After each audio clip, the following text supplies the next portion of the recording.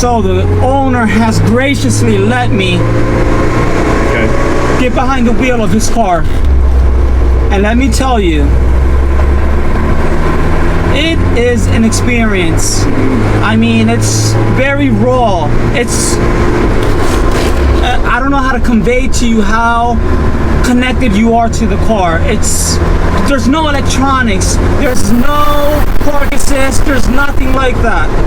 And just to think, you know, when you're cruising down the road with this car, it's as straight as an arrow, and you feel the car, you feel the wheels going against the road, the pavement, and it's very pleasant. Right off the bat, one thing I really did not think I would have a lot of is space. There's a lot of space in here. I'm 6 foot tall, I have a lot of head space, and for the time, this car had to be very practical because there's just so much room in this car. Yes, there is. I mean, like I said, you can see you're pretty comfortable. You got plenty of leg room, a lot of arm room here. You can definitely. I mean, it's nice.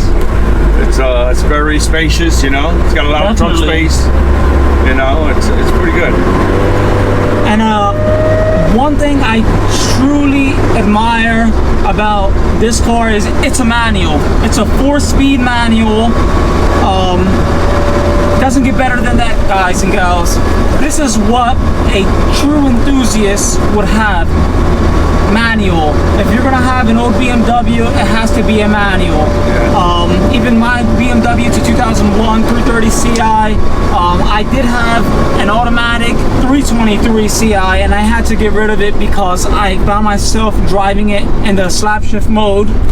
So I said to myself, you know what, I'm just gonna get a manual. So I bought a manual, a 330 Ci, as you guys already know, or if you don't know, you know now. These cars do come automatic, you know. They do come automatic, yes, but they're very rare to find, you know. And they're worth some money too, though. The automatic. Automatic ones, yeah. Okay.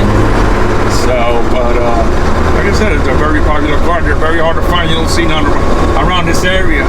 No. You don't see none around. I think the only one in my town has 2 of them. Get out. And I mean, everybody has. I just went to a show about a month ago. I had to go all the way to Pennsylvania. It's about 2 hours away. And they had the Bavarian German show. You know, it was pretty nice. They had a lot of BMWs. People do have them, but they don't drive them a lot. I don't know why. You know. But they're out there. Yeah, these are definitely sought after. If you can find them, snatch them up, because the value is just going to continue to rise with these cars, no matter the mileage or what.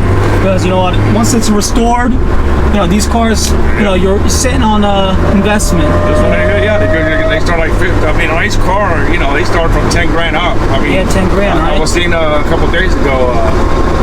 They wanted $2,000 for just junk. I mean, pretty much they don't care about those people that know how to fix them. They do care, and they'll snatch it up. They'll fix them up. You gotta get a good welder, and they'll pick them up. They'll spend some money on it. You know. But like I said, as far as these cars, they hold their value. Hello everyone, I'm Tony Rivera. This is Dream Car Driving. Welcome back to the channel. And today we have something very special, something very rare, a car that was mass produced, but now more than 50 years has passed since the first production model of this BMW came out.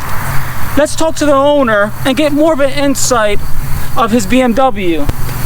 Well, my name's Alfredo, and this is my car. I had it for about 5-6 years now. I found it on Craigslist. Believe it or not, this car was for parts only, and so I went to the guy. The original owner was down the street of the car. He said he didn't want, you know, nothing to do with it. So what I did, I gave the guy, you know, X amount of dollars for it. No title, nothing. Okay. So what I did was I took the car. It was up in Brielle, New Jersey, somewhere in that area. Yeah. And I went up there with my dolly, got it. Nice. And the guy told me, the owner of the car, you don't want to be bothered with it. Yes. So I wanted the title of the car because the car was like, you know, perfect condition. Definitely. So I didn't want to take it out in parts. So I kept on, like, 2 months came by later, passed by, and kept on insisting this. I went to the door and I knocked on the guy's door. So listen, sir, I'll give you anything you want for that title. Can I please have the title? So look, make a long story short, I got the title. It took me about a year. Nice. I got the year, Wow. about a year. Get out. And I got the car, and She's beautiful. this was going to be my parts car for the other one I got in my garage. Okay. So I got that originally for that car. Oh, But wow. I mean, the frame rails, the shock towers are good on this. So you just fell in love with it, right? I said I can't get rid of this car, and Nice. you know, no title. So I wind up getting the guy, you know, $300 for the title. Get for out. extra. So, and he gave me some extra parts with it. Nice. So I still keep in touch with the guy. He sees it now. He's like, he doesn't believe it. Get out. So, you know, Do you have any? Maybe we'll have some before and after pictures for you guys to look at, so you can see where the car started and where it is today. the interior. These were the seats from my other car, really. So Okay. I wind up doing the other car. I took the other seats are being reupholstered as we speak, because I'm rebuilding my other car right now. So I kind of took the seats out of the other one to put this on the road and give the other one a break, because the other one I had for like 15 years, that other car. And so it's still getting remodeled. As you've seen, it was in a garage. Yes. It's an identical twin to this one. It's white. And that car was on the road for about 15 years. I had that car, and that was through a major transition too.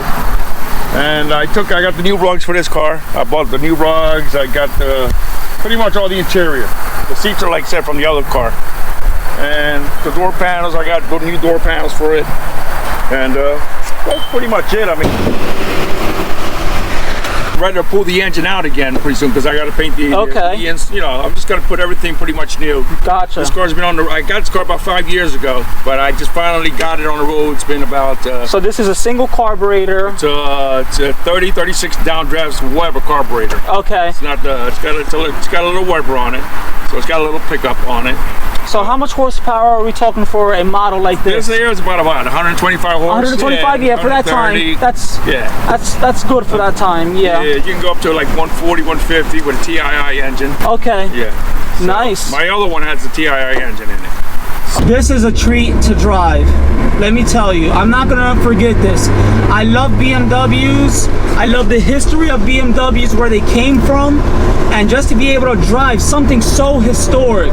This is one in a lifetime that people are able to drive stuff like this. And you know, I appreciate it. I appreciate it a lot. Hey, you're welcome, buddy. This is what dream car driving is all about. It's not about what you drive, but it's about the experience behind the wheel of what you drive. I'm Tony Rivera. This is Dream Car Driving, and I hope you enjoy your wonderful day wherever it's at.